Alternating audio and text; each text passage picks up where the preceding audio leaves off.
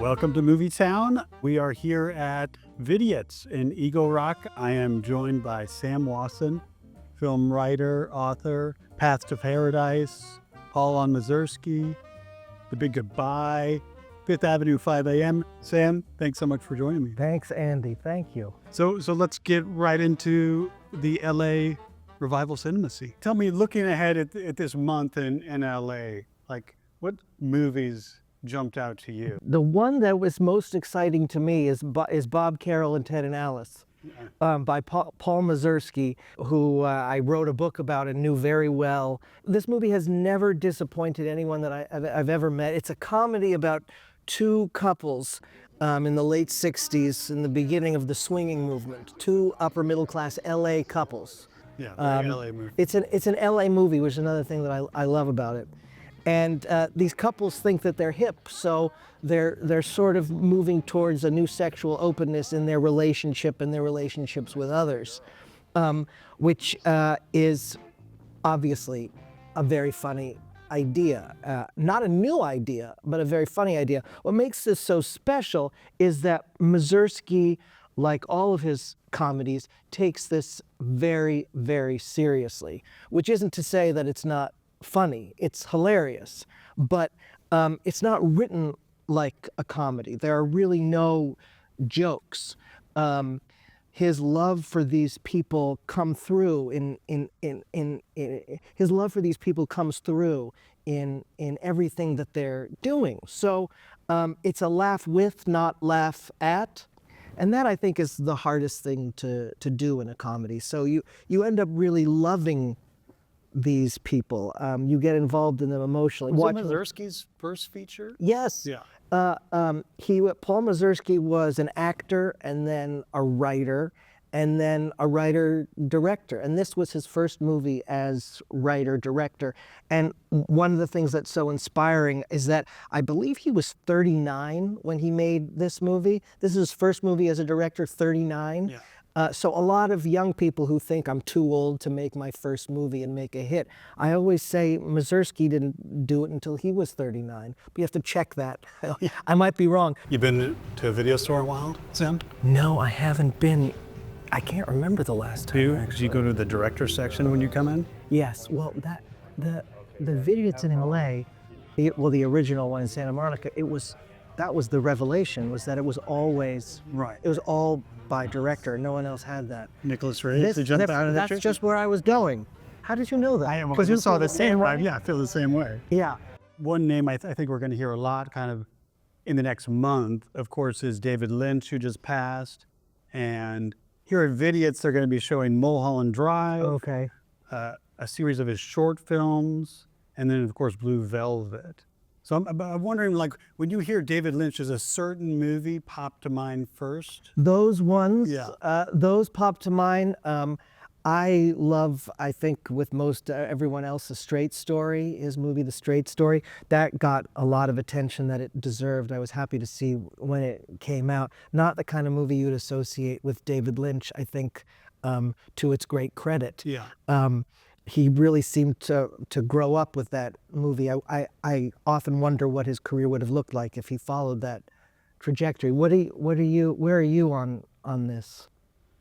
I mean, I like so many of them. I mean, I think Mulholland Drive pops for me a lot because I remember seeing it in the theater, like specifically where I was. I was living in San Francisco after college at the Embarcadero Theater, and came out and it was like raining San Francisco night.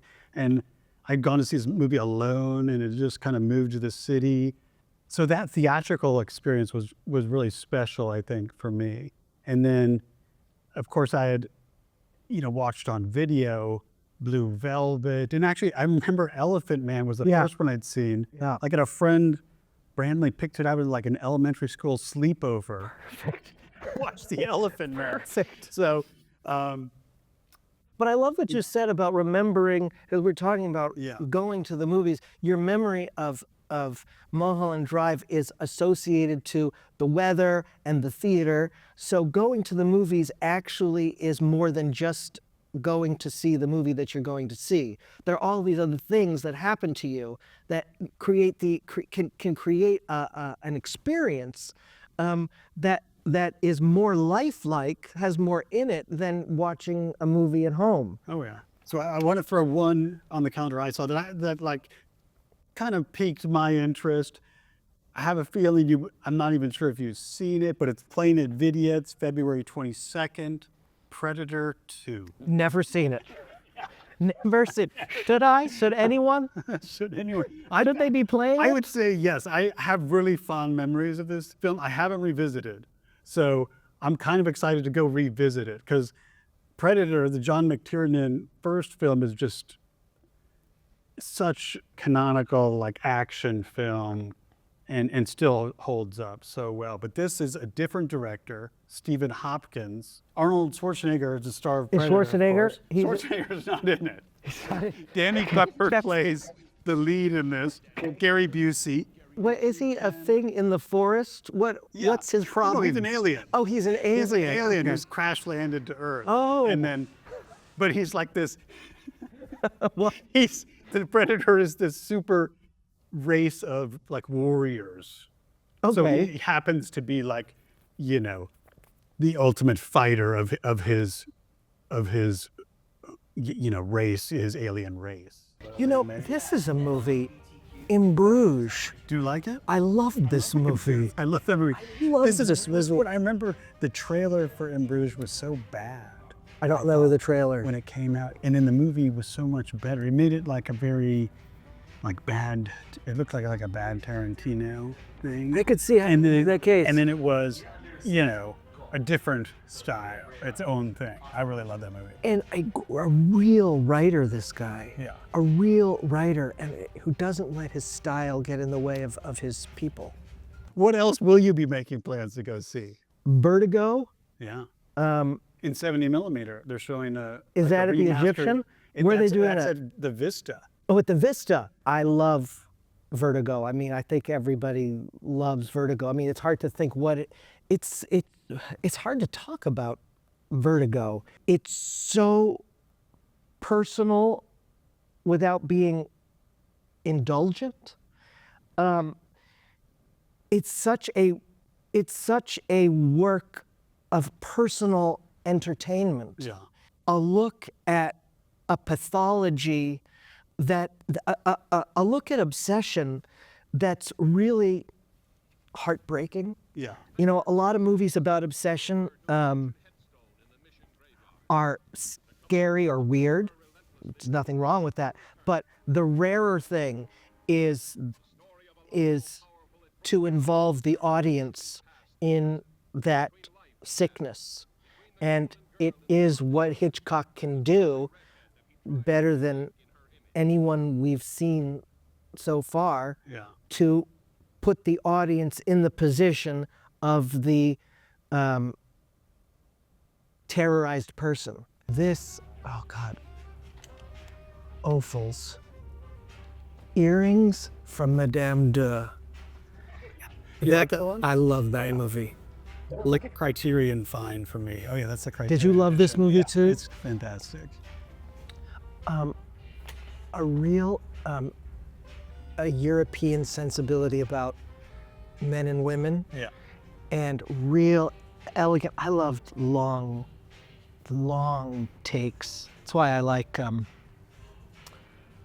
Preminger. But he just sweeps through these rooms like the camera is flying, and it's unlike, I think of like the bad way to do it, like Bertolucci, is like a camera that's like drunk. You're like, it must be like Bertolucci's operator just picked up the camera and was winging it. Here's what I wanted to get your take. A very, one of my favorite filmmakers, and I'll be interested to hear kind of where you place him is, so Paper Moon is showing twice this month. It's showing February 2nd here at Vidiots, and then also February 8th at the Old Town Music Hall in El Segundo. I love Paper Moon. Yeah. I love Bogdanovich. He did a lot for the movies, Peter. He did a lot for movie history. He did a lot for people who do what I do. He was helpful to me personally. So you had met him, or just I'm editing his memoirs now, Oh, wow. actually. But all that's to say that I have a lot of love for Peter, and Paper Moon being my favorite, and I think most everyone's favorite of his movies. And Would you take a kid to see Paper Moon? In what I do remember, it seems to me it's one of the miracles of that movie that you really could take a 10-year-old or an 11-year-old to see this movie, and you would both be having the same or similar experience. Yeah. Paper Moon originally was a Paul Newman vehicle. No, And I then didn't know that. And he was one of his actual daughters, was going to I play didn't the know Edward that. Male role. I didn't know And that. then it ended up, typical not happening. And then Peter picked it back up, rewrote it, and then of course, incredibly cast Ryan O'Neal and Tatum O'Neal, and that's that. Yeah, he got the best out of Ryan O'Neal Oh yeah. twice. Right. Who else could say that they did? Yeah. Here's a one back in Vidiots, a Denzel Washington movie from 1995, directed by Carl Franklin. Devil in a Blue Yeah, Dress. that's good. Really good. That's good. The Don Cheadle performance in this film. Yes, yes. It's so incredible. That's And, absolutely right. You come away from a Denzel Washington movie thinking, who was that guy? Yeah. Because that's what I remember from this film, and why I would go see it is to be reminded of that performance. Yeah, I'm glad that you brought that up. The soul of Coppola would have to be, any guesses? Not Jack. One from the Heart? Well, that's a good guess. Yeah. I would say Rumblefish. Oh, really? I would say Rumblefish. Interesting. Yes. Another thing I've seen in these micro cinema pop-ups that are happening in LA, this is at Whammy Analog, and they do a lot of their screening on VHS. Maybe because there's stuff on VHS that's not available in other So formats. that's what this screening at Whammy Analog is, to erotic thrillers. Okay. It's in their series called Stuck on VHS. It's never made it to DVD. It never really, it's a little bit lost. And there's one from 1989 that they're showing called Bedroom Eyes 2. Oh my God. Any idea about this film? Who could forget Bedroom Eyes 1? That was my... And that was Schwarzenegger in the sequel? Okay. But also, this Stuck on VHS series, $5. $5. That's a good deal. Now Pretty that's good. something, the whole setup of that, to see something on video that's not available anywhere else, that seems so porny and embarrassing, Yeah. that I would go to, Right. regardless of how good it was. Yeah, to be in a room with 10 other... Right. Okay, one last one here. It's so fun. I wish we could just do this all day. Yeah. Okay, last one here. Another micro It's more fun than the movie. is Shadows. Okay. Cassavetes? Paradise. No, not Cassavetes. Shadows in Paradise. The Aki Kaurismäki. Oh, I've Finnish- never seen never that seen movie. this one. I like his stuff. This one is almost as classic of a representation of his style of filmmaking, about a garbage man in Helsinki, and very, blue collar, lower class sort of folk romance, obviously very deadpan.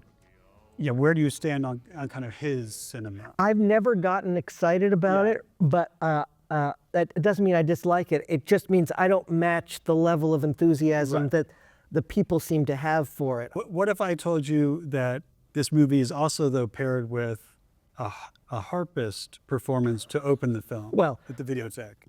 Who could resist a harpist and some deadpan Helsinki comedy? Well, Sam, thank you so much for joining me here to talk. Please, you want to go to the video store, maybe check out a couple titles? I'd love that. Let's do it. Thank you, Sam. Bye, Andy. Thank you. Preminger is a guy who I admire so much. What are these? What are the movies that They don't get seen the way they should. do? Skidoo, do not see.